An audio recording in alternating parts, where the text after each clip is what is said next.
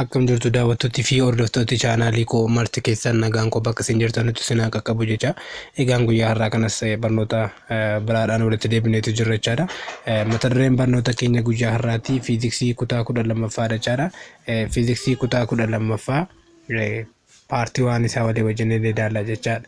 Egaan fiiziksiin kutaa 12ffaa paartii waan isaa maal jedha? Thermodynamics kan jedhudha jechaadha kan nuti walii wajjin ilaallu. Thermodynamics jechuun egaa bal'inaan walii wajjin inni ilaalla jechaadha. Kanaaf egaa viidiyoo kana yoo isinitti tole laayik gochaa daawwadhaa isiniin jedha.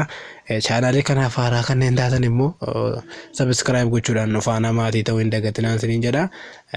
Gaaffii yoo qabaattan barumsa kana irrattis ta'e kan darbe irratti jechaadha. Gaaffii kan qabdan yoo ta'e jechaadha. Chaanaalii kana jala koomenti gochuu hin dagatinaa. Viidiyoo kana jalattis haa ta'u kan gaaffii irraa qabdan jalatti koomentii godhaa. Wanta keessaa hirrifamuu malu wanta itti dabalamuu malu jechaadha. Yaada keessan nan fudhadhaa, yaada keessanii na jajjabeessaa. Akkasumas immoo description boxii chaanaalii kana keessa jechaadha username telegiraamii achi jala waan jiruuf achirraa baastanii telegiraamiidhaan nu argachuu dandeessu. Akkasumas jechaadha description boxii viidiyoo kana jala lakkoofsa bilbilaan keenya achirratti daawwaluutu hin dagatinaa. Yaada qabdan yaadni keessan nuuf jajjabina waan ta'eef jechaadha.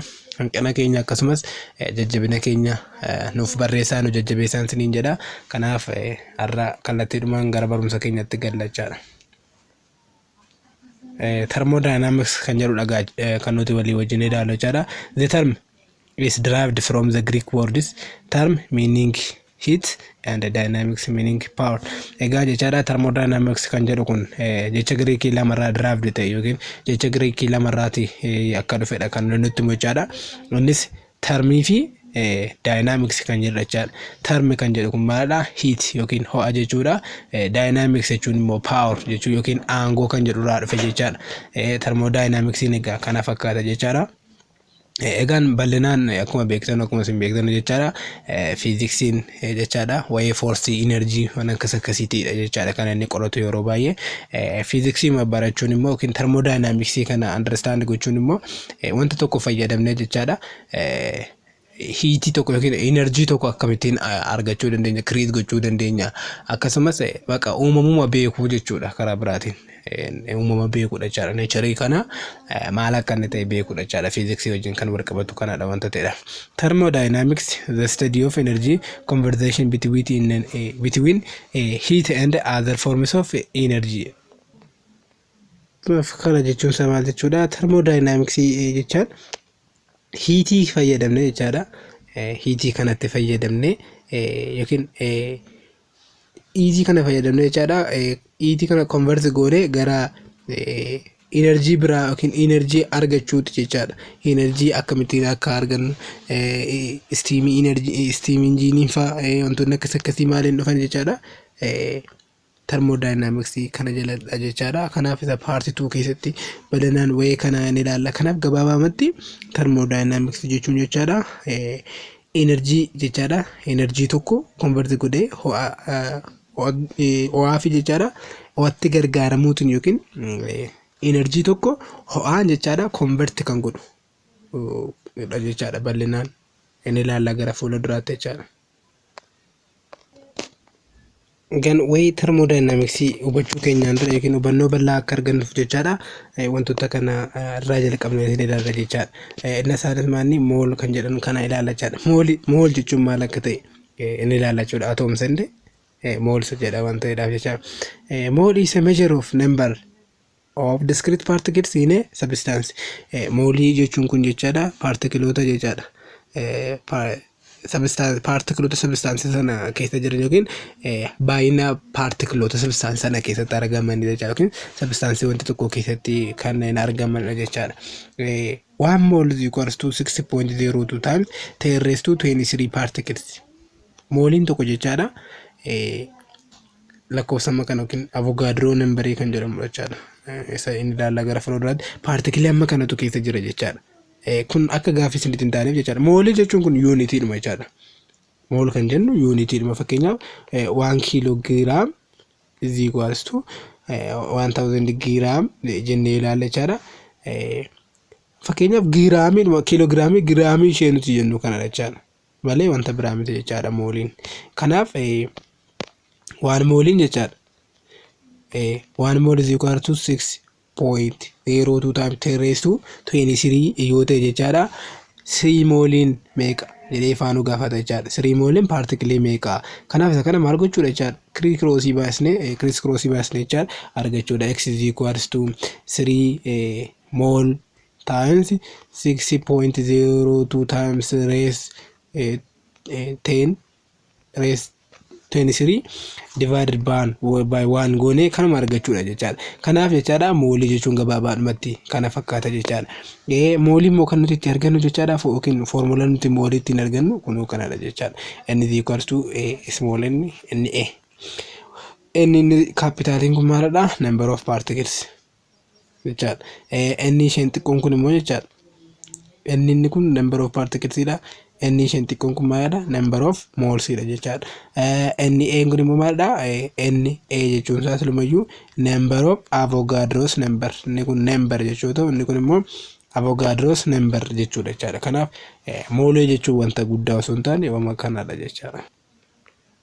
Inni taan immoo maalidha? Molar mass. The mass of 1 mole of a substance.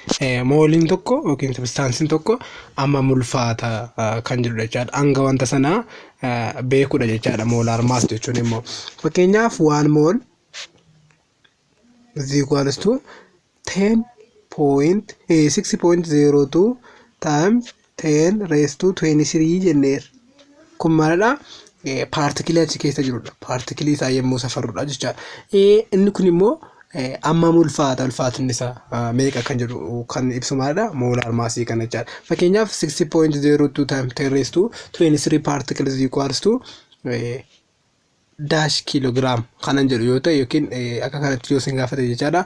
Kilogram inni kun jedhu kun maal jechuudha? Molar mass yookiin ulfaatina paartikilii sanaati jechaadha. Kanadha jechaadha molar mass kan jedhu kun.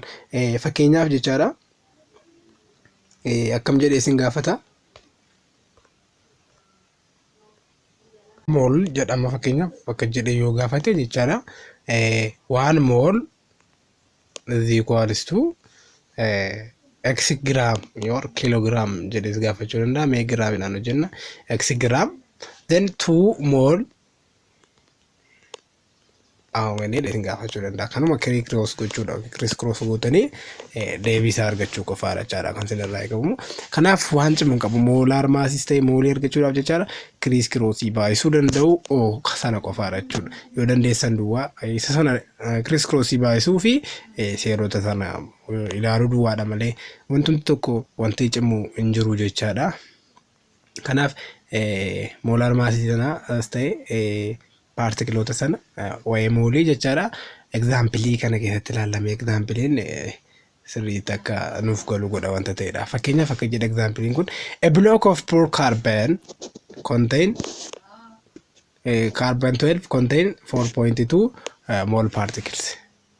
Blockiin carbon qulqulluu 12 ta'e kun jedha mole particle moolii jechaadha. 4 ta'e tokko of keessaa qabata. Kanaaf irratti maal jedha? The number of particles in the block. Egaan isuma amma dubbachaa ture irra deebinee ilaalla jechaadha. Bifa exampleetiin akka sirriitti nuuf galuudhaaf jechaadha. Kanaaf kan hojjechuudhaaf dura 1 mole jennee hojjechuutii qabna. 1 mole meeqadha jennee irra sila lakkoofsa Avogadro sana jechaadha. 6.02 times 10 raised to negative positive 23 jennee hojjenneerra jechaadha. Kanaaf asitti immoo mooliin keenya meeqan nuuf laatame jechaadha? 4.2 mole how many ajira jechaadha. Kanuma criss cross baay'isuudha jechaadha. 4.2 mole times 6.02 times 10 raised to 23 divided by 1 mole. Kanuma jechaadha. Kana hojjettanii deebisaa kaa'uu duwwaadha jechaadha. Yaada isaan sin hubachiisa. Maaliif hin cimu jechaadha. Waan cimu qabu hojjettanii ma deebisaa duwwaa kaa'uudha waan ta'eef jechaadha. Kanaaf kanadha jechaadha. Kun maal dhagaa irratti jiru yookiin paartikiloota achi keessa jiran lakkoofsa paartikiloota achi keessa jiran sana hubachuudha jechaadha. Inni biirra jiru maal jedhaa? The mass of the block maasii bilookii sanaa jechaadha. Maasii bilookii sanaa beekuudhaaf immoo maal gochuu qabna jenneerraa moolaar maasii sana argachuutiin dirqamadha jechaadha. Kanaaf moolaar maasiin keenya immoo foormulaan isaa sila nuuf laatamiitii jira jechaadha. Kanaaf moolaar maasii kana beekuudhaaf maal gochuu qabna jechaadha. Kaarbanii kana jechaadha. Kaarbanii meeqadha? Kaarbanii abbaa meeqaan nuuf laatame? Kaarbanii abbaa 12 jechaadha kan nuuf laatame. Kanaaf kan nu gaafatamne kun jechaadha kan hunda isaatidha jechaadha. Kan 12 isaanii kanaatidha jechaadha kan nuti gaafatamne. Kan argachuudhaaf 4.2 mooliidha jechaadha paartikilii sana keessatti kan argamu. Kanaaf nuti isa tokko sana iyyuu hin beeknu. Maaliif mooliin tokko meeqa kan ulfaatu iyyuu hin beeknu jechaadha. Moolaar maasii sana beekuudhaaf maal gochuu qabna? 1 mol is equals to jenne ulfaatinni isaa sun nuuf keeyamu qaba jechaadha. Ulfaatinni isaa sun immoo kan inni hin keeyamneef maalidha? Already waan beekamuudhaaf jechaadha. Ulfaatinni isaa waan beekamuudhaaf hin keeyamne jechaadha. Meeqadha? 12 giraam per moolii akka ta'e beekamaa jechaadha. Kanaaf nuti maal gochuu qabna jechaadha? 4.2 how many jettanii adda baasu kan x gochuutii dandeessu.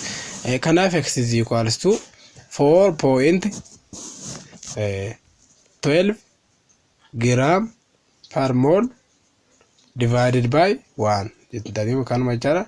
Deebisa kaa'uudha jechaadha. Kanuma dhagaa baay'ee wanta qallaaliidha. Kanaaf kun wanta baay'ee dhuma tokko salphaadha. Kiriis sana duwwaa beekuudha jechaadha. Kana inni san jalqaba sanitti hima jecha 1 kilogram is equals to 1000 gram. Then 5 kilogram is equals to how many jenne akkanuma kiriis gochuudha jechaadha. Wayii maal jee beekuu jechaadha. Wayii moolis ta'e wayii paartikiloota sana beekuun jechaadha. Inni kan biraan siirressa jedhu kana hojjenna jechaadha. Siirressa jedhu kana hojjechuudhaaf maaloodha? Asilaan guutaa darbaa siniin jedhe sana hojjechuun koo dirqamadha jechaadha. Innis maalni 4.2 paartikiloota sana adda baasuudhaaf jechaadha. 4.2 times 6.02 time 10 raised to 20 3 sana jechaadha. Kana baastanii tokko firuusan silaa hojjedhaa siniin jedheeftiin ture jechaadha. Kanaaf inni meeqa ta'a?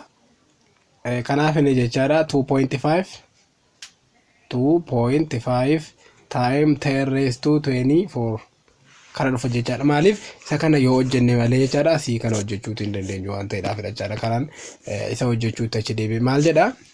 The mass of each carbon 12 atom. Kana jechuun kaarbaniin tokkoon ishee jechaadha. Inni kun jilmaa isaati yookiin waliigala jeneraalii isaatidha waan ta'eef jechaadha.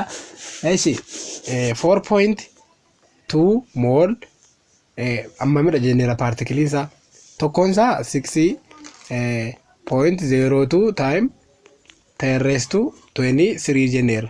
4.2 isaa immoo sana amma baay'iseetii ka'edha jechaadha. Inni meeqa ta'a? 2.5 time 10 raised to 24. Kun maal jechaadha? Paartikiliidha jechaadha. Kana kun paartikiliidha. Kanaaf maal jechaadha immoo tokko paartikiliinoo meeqa ta'a? Kanaaf isa kanas kiriis gootanii kiriis baastanii jechaadha.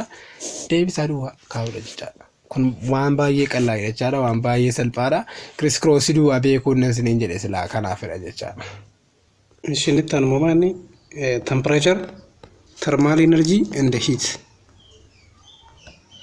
Warreen kana sadan jechaadha. Adda baasnee beekuutti qabna. Temperature, thermal energy fi heat kan adda baasnee beekuu qabna jechaadha. Temperature kan nuti jennu maalidha? Temperature is a measure of average random kinetic energy of particles in a body. Temperature kan nuti jennu kun jechaadha. Temperature kun maalidha? Random kinetic energy particle keessa jiru jechaadha. Yookiin kinetic energy particle qaama tokko keessa jiru kan maal godhu jechaadha? Measure kan godhu yookiin kan safaruudha jechaadha. Maaltu? Temperature. Kinetic energy qaama tokko keessa jiru jechaadha. Particle qaama tokko keessa jiru kan measure godhu maalidha? Temperature dha jechuudha. Inni taana maalidha? Thermal energy. Isaan kana jechaadha sirriitti adda baasneetiin beekuu qabna. Temperature, thermal energy fi heat yeroo baay'ee yaanni kun confuse nu godha yookiin hiika isaaniitu confuse nu godha waan ta'eef jechaadha sirriitti adda baasnee beekuutii qabna jechaadha. Thermal energy kan nuti jennu kun immoo maalidha? The energy processed by a system due to the movement of particles. sababa sochii isaaniitiin jechaadha. Sababa sochii paartikilootaatiin jechaadha enerjii uumamuudha jechaadha. Fakkeenyaaf sababa sochii isaaniitiin gaafa nu jennu kineetik enerjiin kun jechaadha. Kineetik enerjiin kun yeroo socho'u maal ta'a jechaadha gara termaal enerjiitti poosesdi gara termaal enerjiitti jijjiirama jechaadha. Fakkeenyaaf jechaadha iddoo kanatti enerjiin kun jechaadha enerjiin 0 degree celsius and 100 degree celsius kan jedhu kun jechaadha yeroo akka kanaatiin jiraatu jechaadha sababa sochii isaatiin jechaadha. Sababa osoo uumaatee osoo taane wanti tokko irratti laggifamee in socho'a gaafa socho'u maal ta'a jechaadha enerjii tuumama. Enerjiin sun maal jedhama termaal enerjii jedhama jechaadha. Isa kanadha jechaadha sababa sochii isaatiin jechaadha siistemii sana keessa sochiin socho'u sun paartikiloonni achi keessa socho'aniin enerjiin uumamuutiyyuu termaal enerjii jedhama jechaadha. Heat kan jennu kun immoo jechaadha hegaan heatii namni hundumtuu beekaa ho'a jechaadha.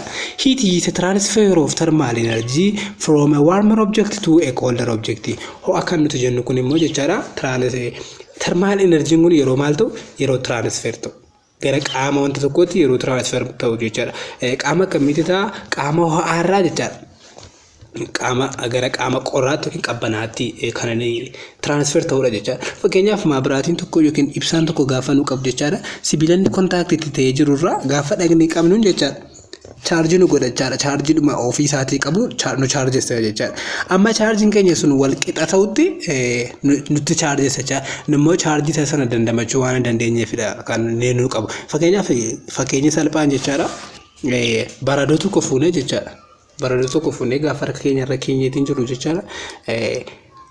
Baradoo sanatu nutti qorra osoo hin taane ho'i harka keenya irra jiru ho'i qaama keenya irra jiru sun jechaadha baradoo sanaa ol waan ta'eef baradoo sana baqsaa jira jechaadha yookiin baradoo sanatti gatii bulluqeef baradoon sun baqaa jira jechaadha. Nutiyyuu ho'a keenyatti dabarsaa jira jechaadha baradoo sanatti. Kanaaf hiitii kan jedhamu kun isa kanadha jechaadha. Gara qaama wanta bulluqaa tokkorraa gara qaama qabbanaa tokkotti kan darbu sanaan hiitii jennaa jechaadha. Fakkeenyaaf tempereecharii iddoo kanatti maalidha sirriitti akkasanii galuuf dimpilii tempereecharii qaama tokko tempereechariinii fi kineetik enerjiin kun maalidha proportioniin isaanii kallattiidhaan jechaadha. Yeroo tempereechariin asii dabalu maal ta'a kineetik enerjiin hin dabala jechaadha. Yeroo tempereechariin asii dikriis ta'u yookiin irratu kineetik enerjiinis dikriis ta'a jechaadha.